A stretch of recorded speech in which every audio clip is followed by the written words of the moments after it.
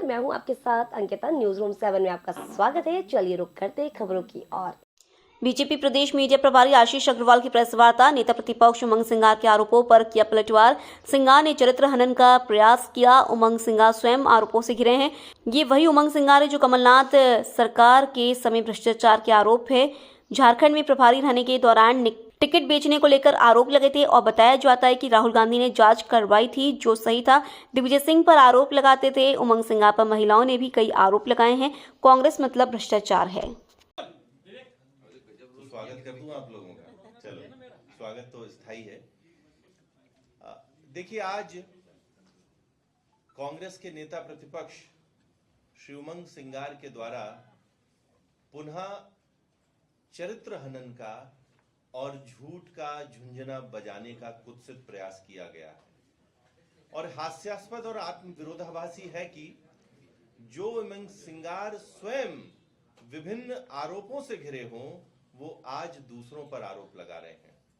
मैं याद दिला दूं कि ये वही उमंग सिंगार हैं जो 15 महीने की कमलनाथ सरकार के दौरान अपने ही मंत्रालय में खरीद फरोख्त, ट्रांसफर, पोस्टिंग ऐसे अनेकों मामलों में करोड़ों रुपए के भ्रष्टाचार के आरोपी थे। ये वही उमंग सिंगार हैं जब झारखंड के ये प्रभारी सचिव बने तो वहां पर टिकट बेचने के इन पर आरोप लगाए गए और ये जो आरोप थे ये स्वयं कांग्रेसियों ने लगाए इन पर।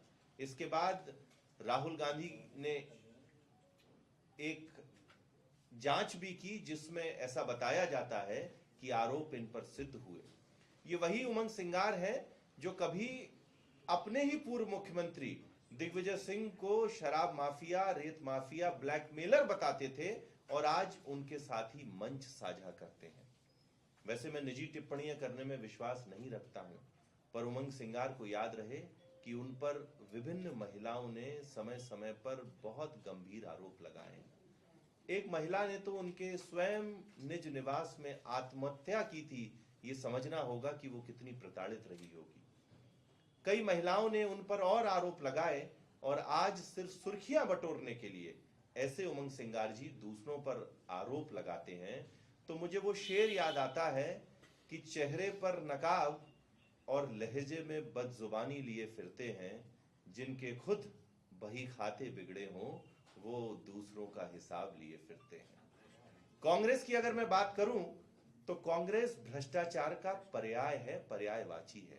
सी for Congress, C for corruption.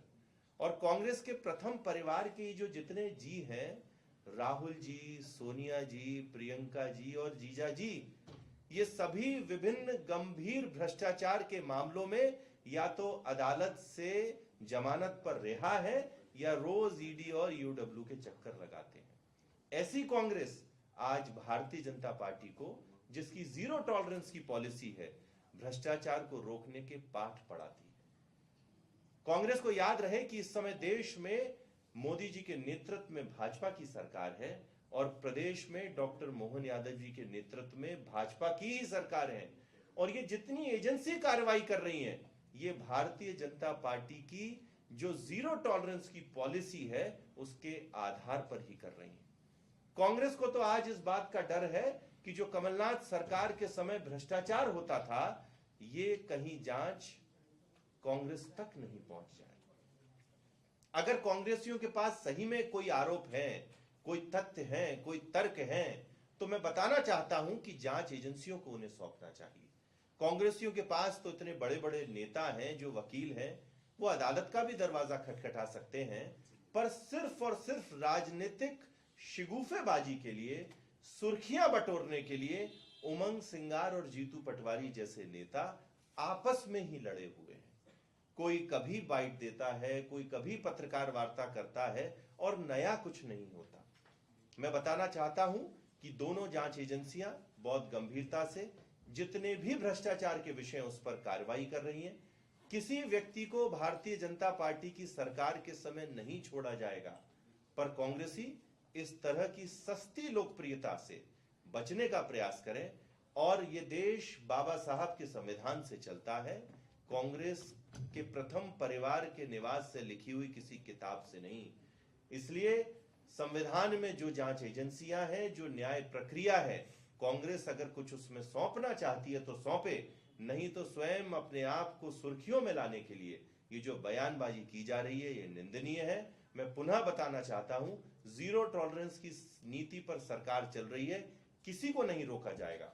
अब कांग्रेस के द्वारा जो आरोप लगाए गए हैं, बहुत डिटेल में तो नहीं जाऊंगा, पर मैं सिर्फ एक छोटी सी बात से बताता हूं कि कितनी आत्म विरोधाभासी आरोप कांग्रेस लगाती है।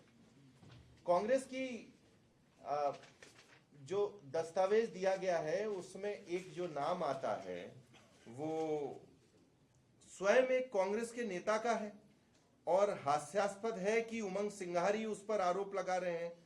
तो ये कांग्रेस को बताना चाहिए कि जो कमलेश बघेल है उनका कांग्रेस से क्या नाता है, वे किस गुट से आते हैं और किस गुट से अपना बैर निकालने के लिए आज उमंग सिंगार उनका नाम ले रहे हैं। तो तथ्यहीन, तर्कहीन और कूटरचित तथ्यों और तर्कों के साथ आज उमंग सिंगार आए हैं। उनका प्रयास सिर्फ और सिर्फ सुनियोजित षड्यंत्र है, इसके अलावा और कुछ नहीं। फिलहाल इस बुलेटिन में इतना ही। आप बने रहिए न्यूज रूम 7 के साथ। नमस्कार।